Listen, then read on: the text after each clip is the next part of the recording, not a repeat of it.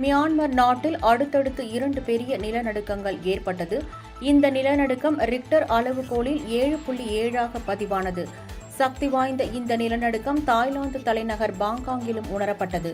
மியான்மரில் காலை 11:50 மணிக்கு ஏற்பட்ட சக்தி வாய்ந்த நிலநடுக்கம் மியான்மரின் சகாயிங் நகரின் வடக்கு மேற்கு பகுதியை உலுக்கியது என்று அமெரிக்க நிலவியல் ஆய்வு அமைப்பு தெரிவித்தது. சில நிமிடங்களுக்கு பிறகு அதே பகுதியை 6.4 ரிக்டர் அளவிலான நில அதிர்வு உலுக்கியுள்ளது. அடுத்தடுத்து நிலநடுக்கம் காரணமாக கட்டிடங்கள் குலுங்கியதால் மக்கள் அலறியடித்து ஓட்டம் பிடித்தனர். மியான்மரை தொடர்ந்து தாய்லாந்திலும் சக்தி வாய்ந்த நிலநடுக்கம் ஏற்பட்டுள்ளது. இதனைத் தொடர்ந்து அண்டை நாடுகளான தாய்லாந்து, வியட்நாமிலும் நிலநடுக்கம் ரிக்டர் அளவுகோலில் 7.3 பதிவானது. இதனால் தாய்லாந்து தலைநகர் பேங்காங்கில் அவசர நிலை அறிவிக்கப்பட்டுள்ளது. இதனிடையே பேங்காங்கில் கட்டுமான தளம் ஒன்றில் கட்டப்பட்டு வரும் 30 தள கட்டிடம் இடிந்து விழுந்தது.